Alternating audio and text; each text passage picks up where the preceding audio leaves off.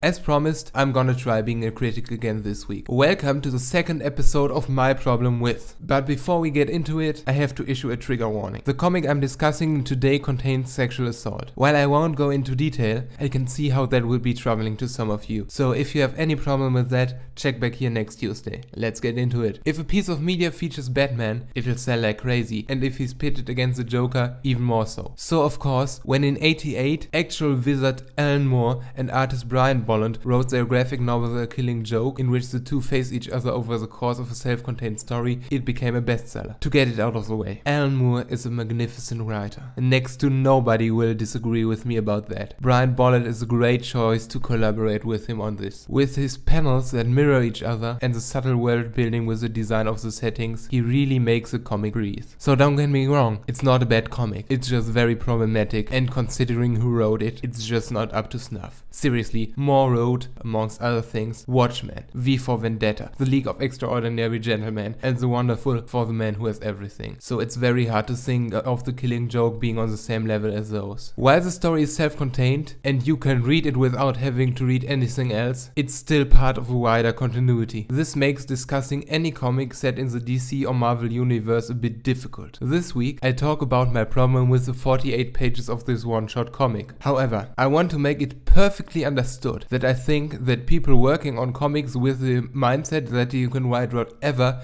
and that later comics will fix it is harmful to the whole medium. That later DC creatives managed to build on the story told in The Killing Joke rather well doesn't make the comic itself any better to me. So that we are all on the same page, I'm gonna recap the comic in a few sentences. Since next to every piece of Batman media since then uses parts of this as its backstory, I don't think a spoiler warning is necessary. Anyway, the Joker has escaped once again. He rings on the door of Commissioner Gordon, shoots his daughter Barbara, and kidnaps him. Batman finds the Joker's hideout, where he tries to drive the Commissioner insane, mostly by showing him pictures of his daughter, naked and in pain. Batman checks on the Commissioner, who didn't fall into the Joker's insanity. As Batman and the Joker face each other, the Joker tells Batman the eponymous joke, and the two start laughing. The comic contains flashbacks of a sympathetic origin of the Joker, although the Joker rejects it in the main story. Now, many people, including Moore himself years after the fact, and now another long-haired weirdo in the form of yours truly, complain that, while the comic shows violence far more horrific than what was usual for mainstream comics at the time, the focus is not on the victim, but offender. The comic gives the Joker a backstory, while, if you just read this comic and nothing else, you wouldn't know anything about Barbara Gordon other than that the Joker assaulted her and that she's related to the Commissioner. Since this is one of the best-selling Batman comics, this isn't a rarity. Some people, including DC's own writer Gail Simone, saw a gendered aspect to all of this. Her argument is that within the comic, the assault on Barbara Gordon is a plot point meant to further the arcs of two other male characters. She calls this trope women in refrigerators after a similar incident from a Green Lantern comic. To me, brushing this aspect of the story under the table is wrong no matter how the character relates to other characters. I don't think you can just put something so shocking in your comic and then try to get people to care about the offender